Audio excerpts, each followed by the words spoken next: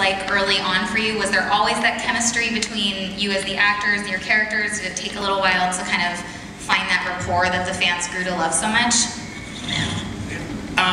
You know, actually in the pilot, the original draft of the pilot, I had like 2 lines. And I think the original concept was that there was always going to be 2 best friends, 2 guy best friends for Corey.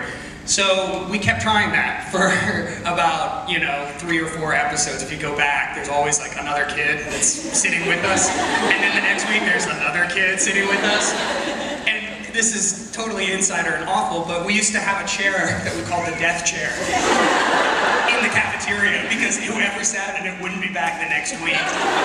And part of the thing that Mike was talking about in that Corey's Alternative Friends episode, which is the episode that introduced Topanga, that was the week that they decided to give my character more of a character too, and we all felt it, and we all just felt it click. That also explains why my character has a sister named Stacy that was never referenced again, because all of those scenes were written for another best friend that we couldn't find. So they decided to just give me all of that person's lines, and I don't know, we all just felt it, you know. That scene where Danielle pushes Ben up against the locker, and the scene where they're playing basketball with socks.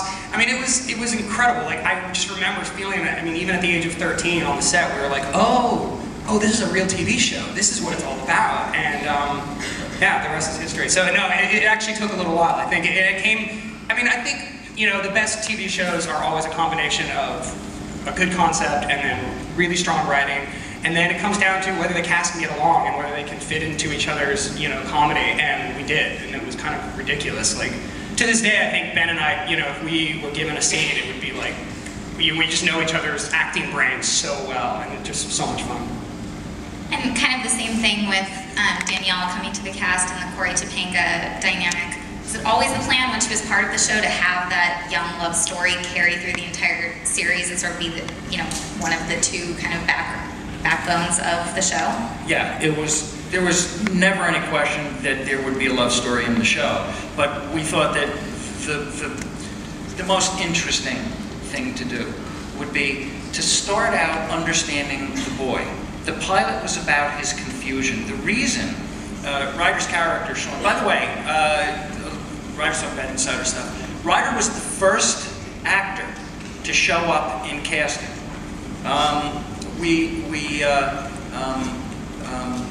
There were, I don't know, 30, 40 guys on that day, and there were hundreds scheduled. And so the casting director brought Ryder in, and I shook Ryder's hand, and he had done Les Miserables. He was very young, so it wasn't a giant resume, but a very impressive one. Ryder auditioned, and I turned to the casting director and said, okay, that's fine. And she said, what do you mean? I have 40 people out here, and we got 100. I said, no, that's fine, that's my guy. Yeah. And she said, well, shall I have everybody else go home? And I said, no, have everybody else sit in that chair Ryder's talking about. When we solidified the Corey's confusion in the pilot as to what life was, and then the fact that he had a best friend, the next natural step was to bring in Topanga, and it all clicked from there. And Ben, we saw Corey's sort of awkward years and navigating a romance as a young boy. I'm still having those awkward years. I don't know if I ever grew out of that awkward phase. Yeah, how much of that kind of translated to the screen? Because you guys were, you know, the age that you were playing and young. Yeah. Is that weird? Was that weird? To have your whole life on camera from the time you're 13 years old? No, it's not weird at all. I guess it was weird, but it was also just kind of the world I knew, and that's just the way I grew up. And, you know, it was a really fun, exciting experience, and I don't know, I think that the writers and everyone did a really nice job of not only not avoiding it, but almost embracing kind of the awkward years of, you know, any teen. And I think that's what a lot of people can almost identify with, you know, when they watch the show. It's like, oh, I went through that too, I went through that too, as opposed to characters that they couldn't really, you know, relate to. So, it was nice, I guess. Betsy, you and, I mean, being a parent on the show nowadays, there really aren't parents like you were on the show. Did you know back then you were kind of part of a dying breed of responsible parent on a show? We miss people like you on series today. I thought I was so great. I thought I was a really good mom.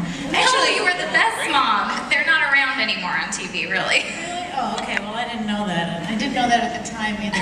But I was a real mom in life. I mean, I was a mom in real life. And so I think that what we did, what Rusty and I did was what we would do with our own kids. And we treated each other with a great deal of respect. So it worked. Yeah. I think it worked. And you guys tackled so many really serious issues on the show. Was that always really important to kind of ingrain in the series? Well, they sometimes wrote two-part episodes for me because I was good at crying or something. I don't know.